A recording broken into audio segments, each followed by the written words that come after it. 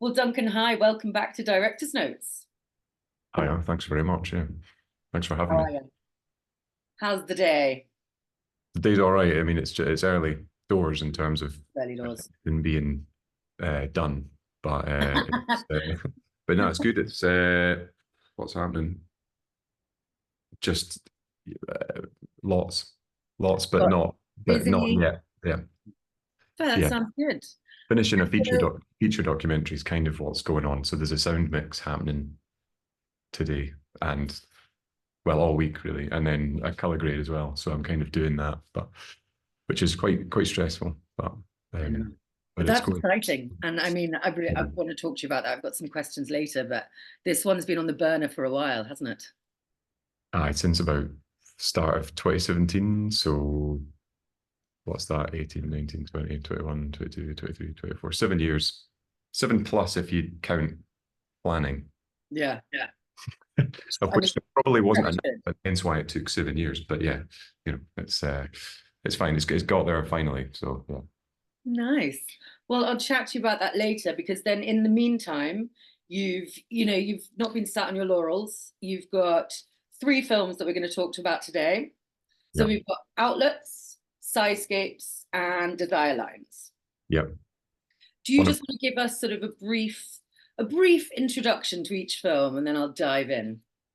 Yeah, so three films, yeah, like I guess all came about, they all got finished at the same time, but they weren't actually all made at the same time. So I don't want anyone thinking I'm like that productive but the Sighscape came about as it's like a 1 minute, like I always think of it a bit as like a palate cleanser, sort of like little micro short film that came off the back of being very busy doing a TV series for the best part of a year and having to deal with certain constraints that come with broadcast work and um, being told what to do a little bit. So I just want like totally uh, like a bit of a reset film, and that was kind of a bit fun and a bit silly and yeah, a bit of a breather in between other work, I suppose. So that's a very 1 minute, very short film that was actually done really quickly, and I just didn't um, do anything with it. I've sent it to a few pals and then sat on it for a number of months. Hence why it sort of didn't come out almost for a year Yeah. because I didn't think I was going to do anything with it. But anyway, so that's that. Desire, well, Outlets actually kind of came next chronologically, so I'll talk about that. That was a bigger film that came about. Um, what year was it now? 20, sort of 2022. I think that sounds about right. Yeah, I think I'm just, yeah, was it 2022? Let's say it was 2022. Uh, I think it was. It might not have been. It was basically the summer after my granny died and into the winter and into the sort of Christmas period and then into the next year. Again, it took a few months, but most of it was made sort of the few months. The winter, she died in the spring and I kind of made it in the summer into the winter period up to about Christmas mostly. And it was a way, I suppose, to, again, I didn't have necessarily a big project on, and I wanted to do something to kind of process um the feelings of sadness at the time into a film. And I was quite reluctant to do a film because I'd done a film about my granddad dying. I didn't want to be the guy that just makes films about relatives dying. But It's niche. I couldn't kind of get away from the feelings, and I thought every idea I was coming up with just kept coming back to that. So I thought, right, I'll put it into a film, and I'll make it about the process of almost trying to escape from that feeling of sadness, and then what the creative mind does, like when that happens, and the kind of unstoppable idea generation, and the need to put it into something like an outlet for it. Yeah. So that's where that came from. Again, sort of finished it mostly and then sat on it for a few months, not sure if I was going to do it or not, not sure if it was quite ready, and then made a few tweaks like a number of months later and decided to release it. in the meantime, Ben did Desire Lines sort of the following summer almost. So it was kind of, again, they weren't all like at the same time. It's just that I sat on them with a lot of like indecision as to what I was going to do. Probably doubting my own filmmaking for a while. And then Desire Lines was a failed commission. So I'd pitched it as an idea for this environmental fund thing. And it got shortlisted, which sort of told me that there was something in the idea, but then it didn't get commissioned. So I decided that it must be good enough to be made, but you know, I'll kind of do it myself. And I guess it was slightly different as a result, but it was just a way to kind of put some of those, I guess people call it like climate anxiety, but those kind of feelings of like concern and worry about the planet into something that I sort of wanted it to be like accessible and stuff, but not, it's not like I've got any answers to the saving the planet, you know. So it was just something to put, again, those feelings into a little film. So that was that. That one it was only like I filmed 3 times and edited it myself, and it didn't take a huge amount of time to make actually. And again, so all these three films kind of were then ready to go at the same time when I decided, right, they're all going to get put out into the world. And came about. So yeah. So you mentioned that you were sort of doubting your own, you know, filmmaking skill. What then made you think, right, I've made them and they're good and I want to put them out? I think it was like I sort of ran them past people and was like, you know, that I enjoy the process of making them. Probably the most enjoyable bit for me is actually the filming and the like the making of it. And so it's sometimes easy to kind of forget about the need to launch them out. Which is also enjoyable, but just slightly more stressful and anxiety inducing. So there's maybe a bit of me that's like it's easier to just keep them on a hard drive. Yeah, I mean, doubting my own filmmaking ability is just a constant thing in my life, and it doesn't really go away.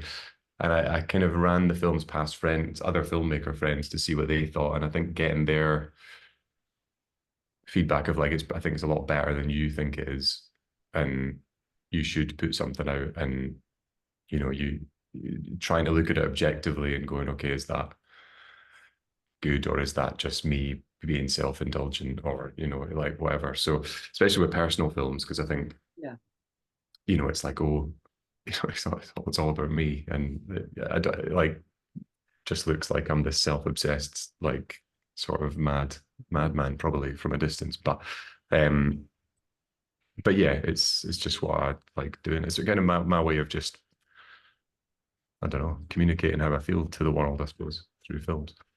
I think that's quite a common thing for filmmakers to sort of, you put all of your energy and everything into the actual creation. That's your side. And, you know, there's a lot of, you're not alone in just wanting to be there behind your computer and you've made the film. You're like, right, I want to make a new one now.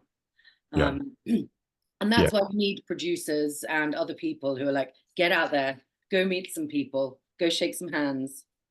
I know you kind of want someone to do it all for you, but it's very rare you find people that can do it, you know, and also like to do it without the enthusiasm of the director. You know, it's like to be able, you need, it's a bit, we're kind of talking about these things with the feature film now being finished. You know, it's like we have a premiere for it, but you also then need to lunge out and kind of try and make some sort of impact with it.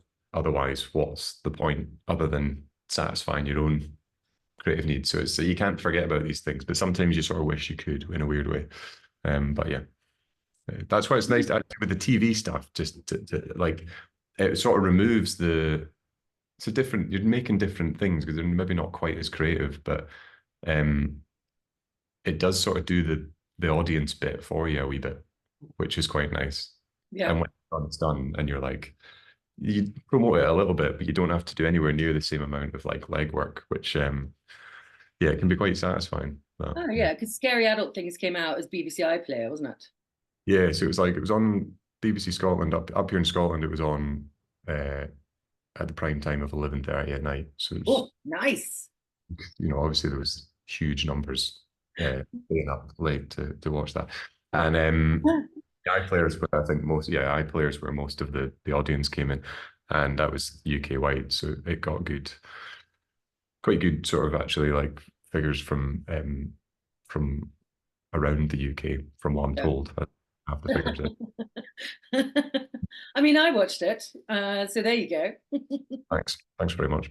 The so yeah, and it was nice because it was like it was still kind of lockdowny, although it was coming out of the second one. So there was, I think it hit at the right time, and yeah, and that was very satisfying because it was like I really enjoyed the making of it, and then I got to kind of sit back a little bit. And although I was doing promotional stuff, it wasn't like quite as I didn't have to travel, I didn't have to like do funding applications for like impact campaigns and like all sorts of stuff that you would maybe have to do in other situations. So yeah, it was good. It was good. No, good process. But, And then you followed, so with Sighscape, like, are you a big sire in life? yeah, I think so. I mean, I'm told that I'm told there was a period where me and my girlfriend, now wife, is was like we were working at home at the same time, but she was in a different room, and she said she could just hear regular sighs coming from from the other room. So I must be, but I don't necessarily. I'm not conscious of it, but I must be a sire. Yeah. No, I mean, I suffer the same affliction. Sometimes I'll be sat there and someone's like, "What's wrong?" And I'm Yeah. like, "Nothing. What do you mean, what's wrong?" They're like, "You just let out the biggest sigh with all the weight of the world." And I was like, "Oh, right. Didn't even realize." And I'm like, I'm quite happy cracking along with things. Yeah. Yeah. I think I have a sort of slight tendency towards the pessimistic and kind of depressive side of things. So that comes with a lot of sighs of like, and yeah, and it just, yeah, I mean, it's just part of your personality, but it I don't think sighs are necessarily a bad thing. They're just a way No, of, I don't think so. a It's way it's of it's it's getting something out. But yeah, I love as well, so you've got the size and you've got the weight of the world, and then you're just showcasing Scotland. And a lot of your work is like a love for Scotland, a love from where you're from. yeah, yeah. Some of it, a couple of them are England as well, Are actually. they now? Yeah, one of them's because I went on holiday that year, and it was a UK holiday because of sort of lockdown restrictions were it was still a bit of a fiddle to go anywhere. So we Station. I visited my grandma, who not the one the film is about, another one, although she's dead as well now, but so it doesn't, but she actually died whilst I was making the film about my other granny dying. I thought that's sort of like, what do you incorporate that? Now I've got two dead grannies. But anyway, so I went to visit her while she's still alive, down in Falmouth. She lived down there. So some of it's like Land's End. There's a land, Okay. and then there's another one where Broadchurch was filmed uh, on the south coast, but I've forgotten the name of the place. It's not called Broadchurch in real life, obviously. It's just where they filmed that with the cliffs, the kind of Jurassic Coast cliffs. But yeah, the rest are pretty much Scotland. But Hmm. yeah, but yeah, no, it's kind of yeah, it's sort of like I do. I mean, a lot of the footage I had just anyway. I go to the beach and just film stuff, because I'm a bit weird like that, and it's it's like relaxing thing to just go and like film waves and stuff. It just calms me down, gives me like a momentary sort of sense of peace and like an escape from the other stuff that's going on in the world. Um, so yeah, it's just using that and then sign over the top. I mean, the idea came about because I was at the beach and filming Sign. it aside. Then I thought, oh, it's like a Sighscape, and then I thought I could maybe put them out as like little single Sighscapes, one at a time. And so I was going to do that, and then I put them all in a one on a timeline and just sort of watched it and was like, oh, maybe that's funnier, and less work. So yeah, You don't have to do all the individual promotion. Just goes out as one. yeah, yeah. I was like, why drag it out? Like just to do the one. So yeah, it was yeah, and it was just a way to make my pals laugh for a while. But then I don't actually know how much they laughed, to be honest with you. But a lot of folk didn't really get it. But I quite liked that as well. I sort of thought it was a bit odd. But Yeah. anyway, I mean, you want things to be a bit ambiguous sometimes. So then, depending on your mood, you're like, this is what I was going for, or that was my approach. aye. I mean, some people thought it was maybe like a sexual thing as well, like 'cause some of the sighs were quite, everyone had a different interpretation of the sort of meaning, and I was like, I don't actually know how much meaning is here. I wouldn't overthink it. But getting asked in a Q&A what the film's about, sort of like it. I mean, It's kind of yeah, it's an expression of sighing, just pure expression, pure really. expression. Yeah. So then Desire Lines was a bit more planned. Like I just want to know, how did you find the right places to film? Because you're sort of like this sniper photographer or something up top. Yeah, it's like it's in Edinburgh, if you know like Holyrood Park, like where Arthur's Seat is and Salisbury Yeah. Crags, all filmed around there, which is not that far from where my flat is. So I kind of I was walking around there most days anyway, and I guess I'd seen them but not thought anything of, like they were one of these things that you've seen them your whole life, you kind of know of them, but I don't think I'd ever discussed them, like or heard called anything. Like I didn't know they had a name, and I'd seen an article on the Guardian that was like Desire Paths. It called them or something. It gave them a name, and it talked about like how architects were looking, we like analyzed them in certain areas to figure out where paths should go and sort of thing. And I was like, oh wow, like they're actually they're a thing that have been like studied, and then suddenly just couldn't stop looking at them in Arthur's Seat, and then decided that maybe I could film them and just do a film that like it didn't take long before I think I had the idea on the Monday and I was out filming them like on the Wednesday or something. It wasn't like a long process. It was quite immediate, and just decided to film them all there. I thought for a while I could go about and film in different places, and then I was like, there's enough of them here that I can just concentrate on this area. It's close to my house. It's just convenient. You can film people, it was quite easy to just watch people and just like see the little sort of distant thing. And I'd quite like that the film I'd made this film about insects, about my Yeah. granddad. And it almost felt like weirdly a sort of link to that, where there was the people in the frame were almost the same size as the insects in the previous film, and it was suddenly punching out and looking at like a different scale, but it had a kind of comparable thing. So yeah, just kind of tried to focus on that and filmed a little bit, submitted this application for a fund that quite quickly actually it got shortlisted, and then quite quickly it got rejected after that. So it was only a couple of weeks, which is short, quite short for that sort of process. And then just was like, I'll just go out and film again. Just picked another couple of days, went and filmed some more stuff, and then edited it very quickly and got some music done for it. And yeah, so it was all done. I mean, all three of the films were done for no money. It wasn't, there was no funding involved really at all. So And just so, me. I mean, this is something I want to ask about, all your films. When do you put your voiceover onto it? Um,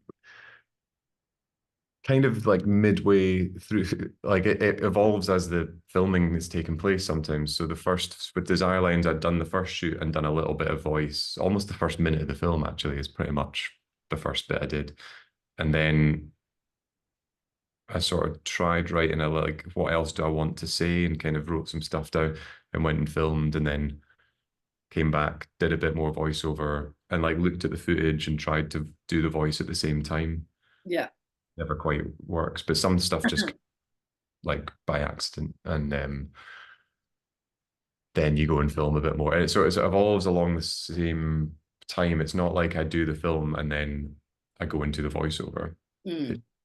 With most of the things I do, it evolves like in tandem, and changes as the filming changes, or I might film something that's worth commenting on, so I'll kind of add that in. Yeah, so it's not the usual like do the film and then go and record the voiceover, put the voiceover on. Like that's, I don't think I've ever worked like that. Yeah. And is that just through sort of like you just started doing it that way, or did you try putting the voiceover on at the end and it didn't work?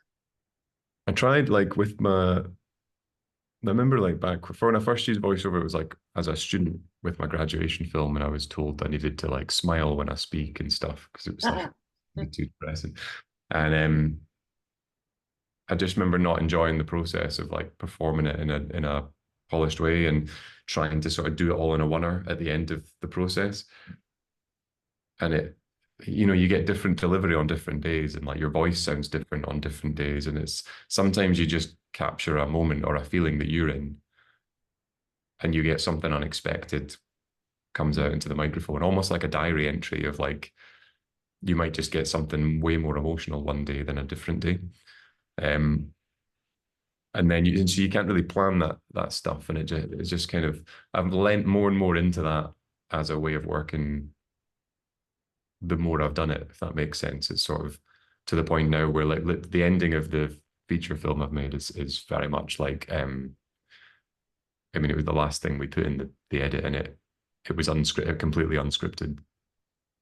Well, most of it, and it just, I went completely off script, and it's something that I didn't expect I would even say. And it was after about trying 20 different versions of a sort of more scripted version, and then the one that worked is the one that was completely fresh and not something I planned on saying. So yeah, it's like it's process. I think whatever I do, it's like I'm kind of like keen on making it more of a process. Like it should be about the process, and it shouldn't just be a kind of templated workflow where you pre-production, production, post, you know, all these traditional steps. I'm kind of like, nah, I think you can be doing the voiceover. You could be doing it before you film anything. You could be doing it like as you film. You could be like all these things. So yeah. And we see that in Outlets. So as you said, it's you can really see in parts of the films where you're feeling that emotion. And as well with going through the steps, like, I mean, I don't know if this was how it was planned, but I genuinely felt like I was kind of sat next to you and you're like, no, I'm going to do this now. And you're like, scribble it out, and you try again. And yeah, there's just, the pace to it is brilliant, but you can obviously tell that it's not like, you haven't meticulously storyboarded it. No, so it was like very much yeah, it's kind of all in there. Like it's as accurate as it can be in terms of like I was doing it. Like you're on that creative journey with me a bit. There was an element of like I came up with more ideas than are in the film. Like I think I came up with about 30 originally, and then it rained them down. So there was a few more in the first cuts, and then it trimmed, and I swapped the positions of some of them, and you know, things like that. Like there was, you know, you do construct it a little bit more to make to kind of try and get that narrative emotional arc right. Like I was like, which ideas actually work better at the start of the film, and which ones emotionally are more towards the end. And I did sort of do that. I did them all actually. I put them all on. It's like a classic editing thing. But to put them all on post-it notes. So each idea had its own post-it note, and then I had a sort of feeling attached to that, and then tried to sort of order them in a way that built, and then kind of did the sort of ending thing. So yeah, it was. But yeah, it was like it was all over the place. I mean, I made I decided in the making, the run up, I would force myself to like write or try and film one of the ideas each day as well. But even if it wasn't a very good one, I would sort of do one a day, and that was at least something. And then I would kind of take stock after that month, and see what else I wanted to film, and see which of the ideas were a bit more fiddly to film, so I could plan, say, going up north and film in the mountains and stuff. So it was, yeah, it was. But yeah, I didn't have much. I couldn't do that at some other points in the, like sometimes I'm too busy with other like jobs and stuff, and it was quite a way to have not much work on. It's not great from a financial point of view, but it was good for, like I could really just stick myself into that film and make it. Yeah. Yeah. I mean, that was something I wanted to talk to you about, because I mean, you've got the feature film, which has been bubbling along. You've got commissions. You've obviously got, you know, these films that you're working on, and you do these things yourself, you know. Yeah. How do you balance things? How do you keep yourself motivated? How do you keep projects going? Yeah, it's quite difficult. I sort of try and roughly, I sort of say to myself, like at least one short film a year as a kind of minimum, like just to force myself to at least try and keep that output, as much for my own sanity as for a kind of career industry thing. You know, it's Yeah. like Because it's easy sometimes if you get like busy with, you get a lot of emails like, oh, can you come and film this thing? Like I just get jobs of, can you come and film stuff and go and film a charity film, go and film like a whatever it is, edit something for someone. Like a lot of it just word of mouth as well. It's very much like just a community of a network that I've built up. Or someone sees a short and gets in touch for a commission. So you get quite busy doing that sort of work or workshops, teaching. I do a wee bit of teaching now as well. And it does suddenly you've got like your weeks just fill up and you can quite happily sort of I quite enjoy doing all those things. So I just before you know it, the year's over and you've not actually made anything. So it is important to kind of try and force these ideas out if you are busy and block in, I try and sometimes block things into the calendar, even like, okay, I'm going to make sure and film that thing on that day or line up some, like if I want to film someone or something for myself, try and actually just book the time in. And you can always move it if you get offered a job on that day, but it's trying to kind of hold yourself accountable, which is it's probably the hardest thing about choosing to sort of do a freelance filmmaker thing where you've got your paid work, your non-paid work, and then sometimes you're getting paid to do the work that you want to do, and then sometimes it's not. I wouldn't say work I don't want to do. It's just not. It's not. As creatively. Yeah, there's all this scale, isn't there? It's just a big mess. Yeah. Yeah. But it's good. Like I know, and like I enjoy what I do. I don't kind of regret any of the lifestyle choices I've made, if that makes sense, in terms of short films and all the rest of it. I might one day when, I retire and wonder where the pension is, but yeah. I mean, anyone who works in independent films, like pension who? Pension what? Yeah, these are things I'm not quite worrying about yet, but not yet. Not yet. Will come. I mean, I've finally moved out of my house. I mean, I was living at home for 10 years longer than most people. So yeah, but that gave you so much of your, creative. That was my brand. Without that, I mean, I think you would have lost a whole load of the basis. I mean, when you were showing me that lamp earlier, I was like, is it the same lamp? No, it's not. It's a quite advanced compared to the one that I do still have that one though. Do you? It's now going to become family memorabilia. Yeah, it is pretty much it's an artifact. We've got a museum. We're gonna have a museum with all these things in one day. Nice. But yeah, it still works. So it's still a good lamp. Great. You just need to touch it with a ruler. It's fine. Yeah. But no, it's it's good though. It's good. So I imagine you're a bit of a gearhead. Like, have you got about 50,000 cameras, different lights? What's your favorite? A wee bit. I mean, I seem to collect these things just as throughout. I'm not good with like when you've finished using a camera or like a lens or like a bit of it. I'm not good with the selling it to get another. I kind of find it hard to say goodbye to like the old bits of tech and stuff, to the point where now like things are becoming trendy again. There you go. I'm like, oh, I've still got that. I've still got my digital camera that burns the date in, to yeah. So it's like it's quite handy. It's also handy, like, just I got it was a job recently, and the format that they wanted, the camera that I shoot on,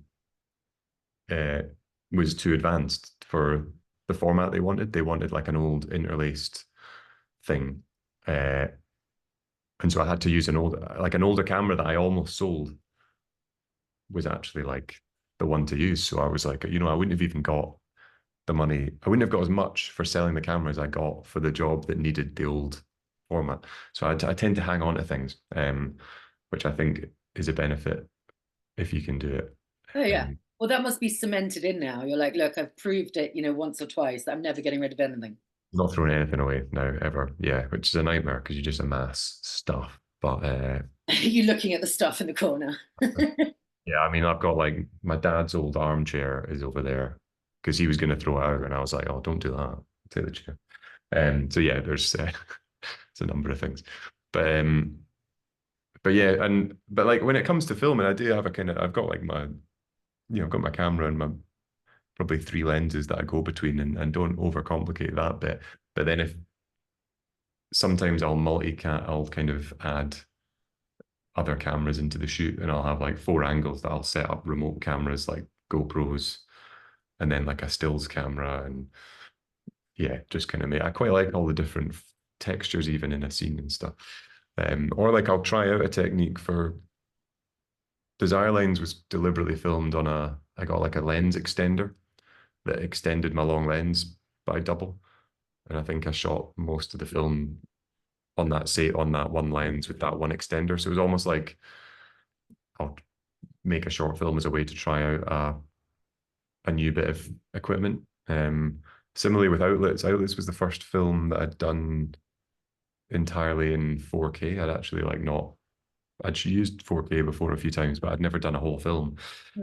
I just decided like, okay, this film's going to be entirely 4K, just to learn even about more of that workflow, like what problems occur when you do that, and file sizes and like various things. So yeah, I kind of like I quite like all the equipment stuff. I wouldn't say I know people that are more into it than me, but I do quite like getting a new thing to fiddle about with and then making something with that. So Yeah, I think that's good because otherwise, then you know how to use it and aye. the practice and all of that.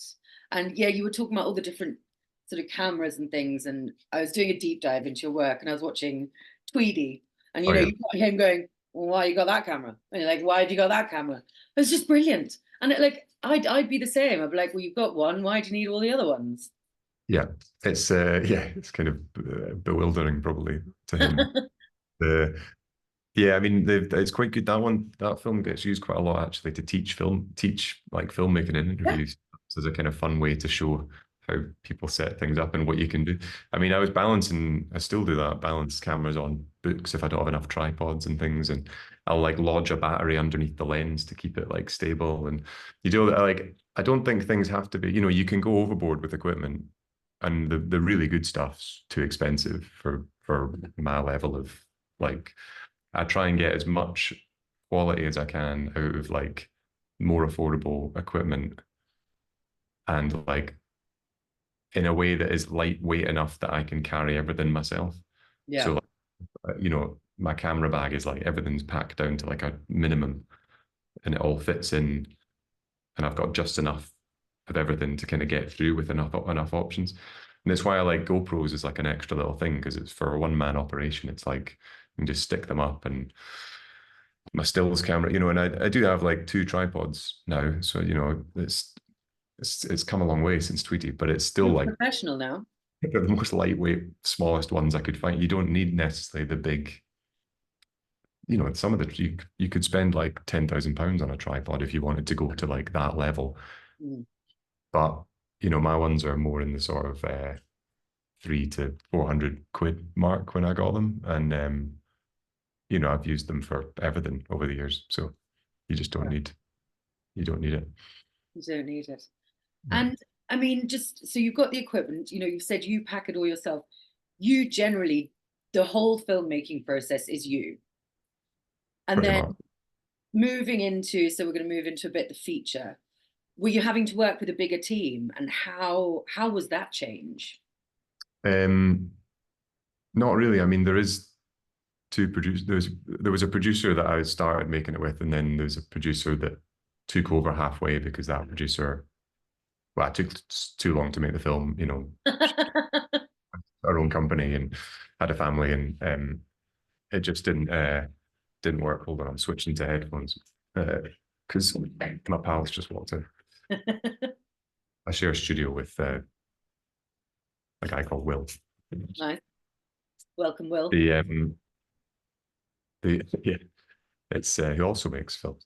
Um, but, but the what was I saying? So there was two producers, but one of them, yeah, there's only so but they both, one was like more of a development producer, one was kind of taking the project on. But I've done it through. I mean, it was the reason I set up my own kind of like production company. I do that because it's just me, so I feel like calling it a production. It's a production man, really, but it's yeah, I filmed the whole thing on my own though, and the only other team member, there was an editor. Again, there was an editor for a while, and then they left. Then I edited it a bit for a while, and then there's an editor who I then worked with the last couple of years on and off to get it to completion. So that's different to like the shorts. I've just certainly those three I edit myself. And there's a composer, but it's kind of these siloed individuals though. You know, there's a sound mixer doing the sound mix just now. There's the colorist doing that, who's also like, you know, it's just one person.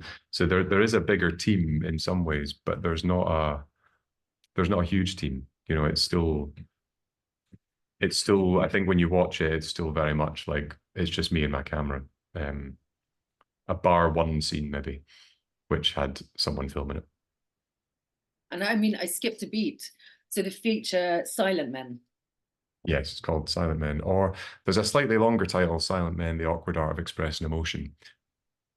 I'm sort of in my head not quite decided which title it is, so we'll just go with Silent Men just now, but it might be a longer title. I mean, you can always put a longer title in, but people are always going to abbreviate it. Aye, that's what I was thinking. Whatever So, happens, it's just going to be called Silent Men. yeah, exactly. So it's so that's it. And you're premiering at DocFest, Sheffield DocFest, which is in June. June 13th is the premiere date, and then it's the screening the day after on June 14th. That's the UK. Well, it's the world premiere, I guess, but it's the UK. It's the start of the UK sort of screenings, I guess. Hopefully, there'll be more screenings later in the year. We're just working out that sort of stuff at the moment, but yeah, it's been a long time coming. I mean, I pitched the film at Sheffield a number of years ago, so it's quite nice in a way to kind of come back. And the film is a very it's quite northern England and Scotland. You know, it's all the contributors bar one, I think, are in the north of England or in Scotland. So it's quite it feels like Sheffield feels like a good place to have it. So I was quite happy with that. And I mean, give us sort of the introduction, the log line. What's the film about? Yeah, it's a personal film that explores my struggles with expressing emotion to my kind of family, and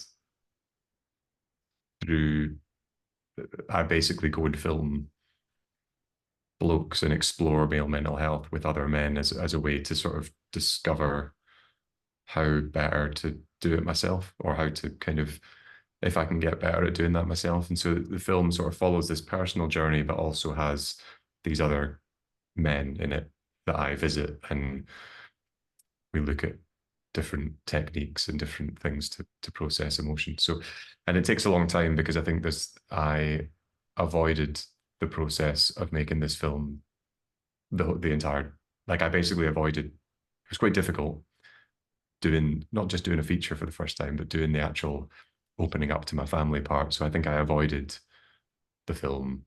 So the whole film is basically me avoiding making a film, but kind of making a film. And so a lot of time passes. You know, the 7 years are very clear in the film. It's like it's chronological, and you see me age in the film, and you see the contributors that I film with, a sort of their life moves on as well. And so I think that hopefully is a strength of the film, is that it'd be very uneconomical to make a film like this normally. So it hopefully makes it quite unique that it follows a sort of 7-year time frame as well. Was that always the plan?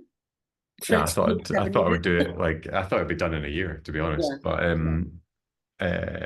it took longer. It would have been a much different film had it just taken a year. And I think it would have been more conventional in a way. I think the sort of avoidance and fact it's taken longer hopefully makes it like a little bit more of a unique journey in film, and it'll stand out compared to say other films in that mental health sort of space that have been made over the years. You know, it's sort of a little bit more self-aware and again, the process of filming and filmmaking is like really a part of the whole thing.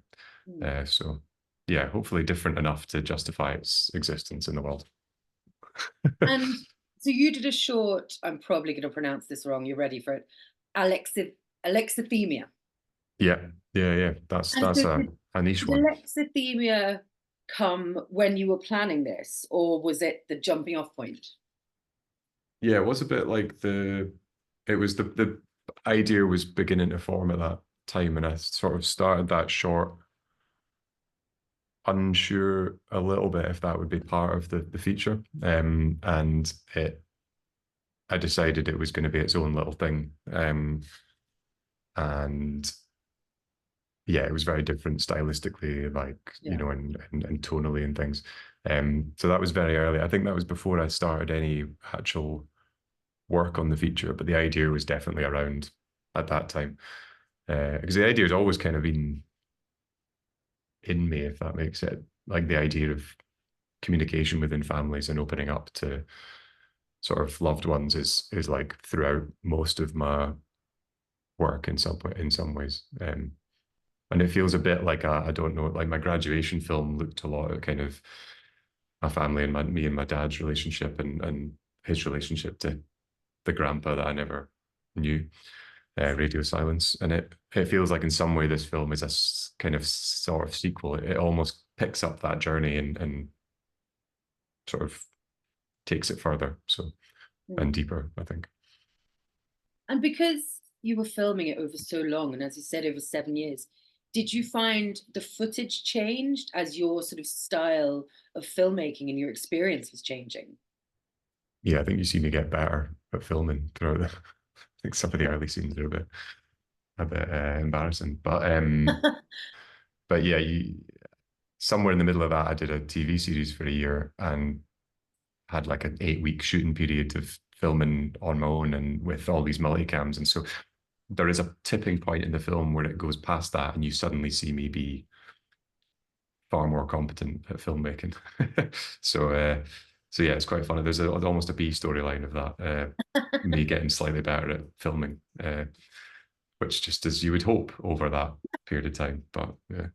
It's nice. It's nice to sort of have something tangible and visible of your own progress as well. Yeah, for sure. It's like a document of it is like I always think that every film, obviously for me it makes sense, but I kind of hope that for other people as well, it feels a bit like you're getting a window into someone's diary, you know? Yeah. And it's like that. It should have the emotional weight, or you should feel like you're getting that access to something in a kind of genuine, honest way, and that you're not being. I don't like it when films sort of,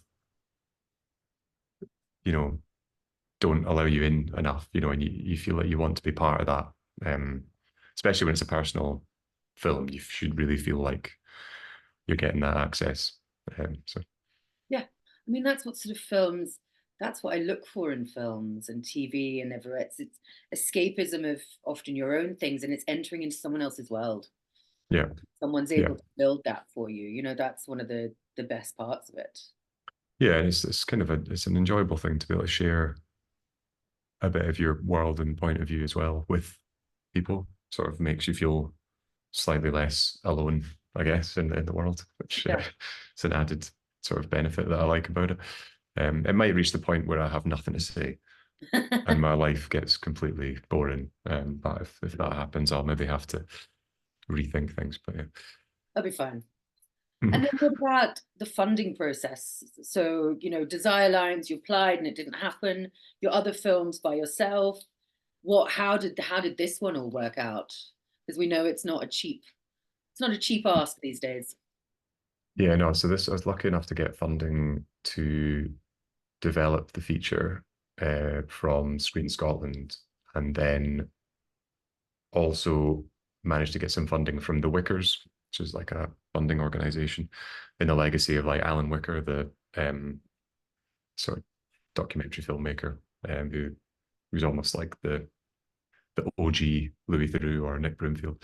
But so that was really good, and I basically did my best to stretch that development funding across as long as period as possible, and then got, you know, a little bit more after a few years, and then a little. It sort of, it comes in at points, but you have to, or I've tried to be very economical with it and make it last. And you know, if I've got other work on, I pay myself from that, not from the, like, try and balance it and be very sensible with it if possible. I mean, I'm not the most like expensive filmmaker. Like, I'm good at doing things on a small budget, and it is just me and my cameras. So I like to think that's like a strength to, like, working with me, I suppose, as a funder or as an organization. So so yeah, that's basically how it's worked. And it's a small budget, but it's been enough to make a film in this way, and having that support's been like, yeah, it's kind of amazing. When it's as much about the money as someone having like faith in your film idea, Yeah, to be yeah. honest. So yeah. No, of course, because without someone having faith, and you know, without that, then it's just, you know, your mates might watch it, and that's that. Yeah, it's not to say we didn't get plenty of funding rejections along the way, but Of course, part of parcel. don't want to talk about that. But No, it's depressing. that's in the that's in the past. Yeah, but it's fine. I don't take these things personally. No, shouldn't. So, I mean, now moving forward, you're married. I'm assuming you're not living at home. No. So, No. I mean, so much of your inspiration comes from your family and from people in your life. And I mean, what are you going to be inspired by next? Yeah, it's a good question. I have some. I have ideas as to what that's going to be. I'm making like a short film actually this year, as and when I can, that will hopefully be finished next year, if all goes to plan. And then again, just as something fun to do after a big project, really. But it's a bit more effort than Sighscape, but it's but yeah, I'm doing that. But I'm also trying to basically work out what the next bigger project is and what that's going to look like, and if it's going to be. I have more or less have the idea. I just need to figure out if it's a feature, or if it's a more of a series thing, or if it's what, like, I'm not quite sure what the actual form of it is going to be, but I think I know roughly the direction it'll be. So, and it'll be different again. I feel like this feature culminates. Is that the right word? Yeah. Is in a culmination. That's, I don't think I'm saying that right. I'm a culmination. Yeah. A culmination. Yeah. That's it. You've confused me now. A culmination. It's the sum of the sort of past 10 years of short filmmaking and TV work, like all of it. So it feels like all of it to me is in this feature film. So hopefully people like it. Yeah.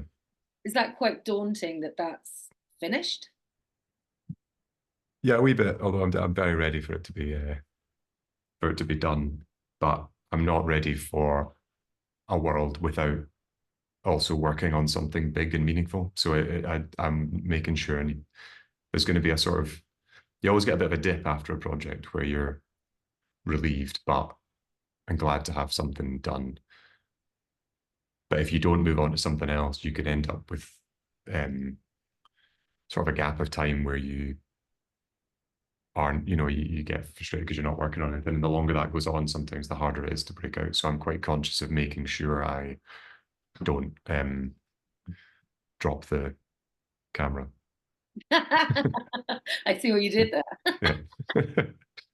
I mean, it's summer. You can go to the beach and film the waves. At the very least, I could do that. Yeah, but no, I think I have a small thing that I think will keep me going a little bit whilst I work out what the bigger thing is. And yeah, I'm sure there'll be plenty of bits and bobs probably with the film as well, just the second half of the year, if we manage to get some distribution organized and things like that. But that's all a bit like, no idea if that'll be happening or not. But yeah. I mean, deal with the premiere first. Exactly. I need to finish the sound mix. Finish the film first. Yeah. But yeah, it'll be, and hopefully people like it. That's the other thing. If people don't like it, have to rethink everything in my Do life. you, I mean, fair.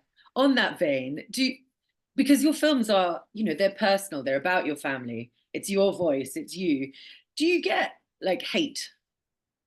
Yeah. Yeah. Uh, yeah, occasionally. I mean, most people, I think, if they don't like something, they generally are polite enough not to actually tell you. But sometimes you get a little bit of feedback that's a bit more critical. I think particularly when it's a family situation, people's own family situations can be quite personal and quite different to yours. And so sometimes people might look at my life and think, you're lucky you've got this going on. You've got like a family that loves you and all this sort of stuff. Like, and they can be quite upset by the fact that you're potentially, if they don't have the same situation, and that can be, I've seen that be the cause of some distress, particularly even with Lady with a Lamp, for example. A lot of people who didn't have their mum anymore uh, got quite upset and critical of that film, which I think it misses the point of the film in some ways, but it also, I can understand where that comes from. So it's not something I take too personally, really. I've kind of got used to a certain level of criticism over the years, but also it's balanced out by a larger proportion of people being complimentary and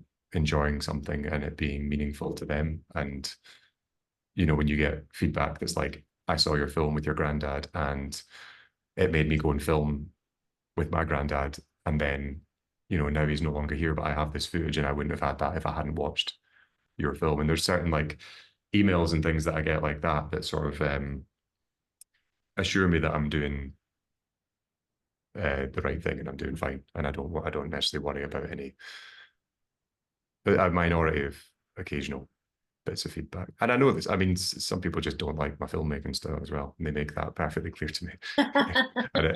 And some friends, I mean, my own dad doesn't like half my films. Do you know, I'm not, it doesn't, but it's absolutely fine. It's like a taste thing, right? It's not, I'm doing things my way. Some people are going to be into it, some people aren't. I'm not trying to please everyone, So, Possible. yeah. But obviously, if everyone doesn't like the feature, I'll be really upset. Yeah. So, Yeah. You put it out there now. yeah, like just crying all the time. But yeah, no, it's yeah, I'll be fine. I mean, like the feedback so far has been good, but obviously that's sort of just people watching it Yeah. on screeners and things. So it's not quite the same, is it? So No. Well, I'm excited because, as I said, when I did sort of a deep dive into your work the other day, it was very easy. I think sometimes when you're researching things, you're like, oh, okay, with this, I was just like, next, next, next.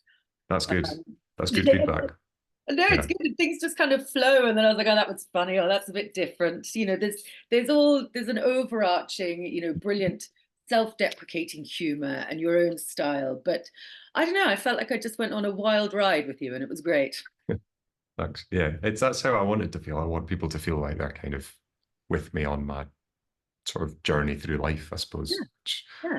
It's a bit like what gives me the right to expect people to come with me. But it's just like, it's kind of what I want people to feel. So, yeah. But also, people choose to join you or not. They choose to press play or walk away, and that's They can perfect. jump off the bus anytime. It's like the films should also stand alone as their own things. But it is nice when people kind of, it feels like yeah, I think it got to that point now where there's enough there that people can feel like that, which is really nice. So yeah, that's good. I'm glad you joined me. Thank you. Well, look, thank you for taking the time and speaking to us. No, thanks for having me. Yeah, it's nice to chat. Yeah, Nice to actually escape the sound mix and color grade for 5 minutes.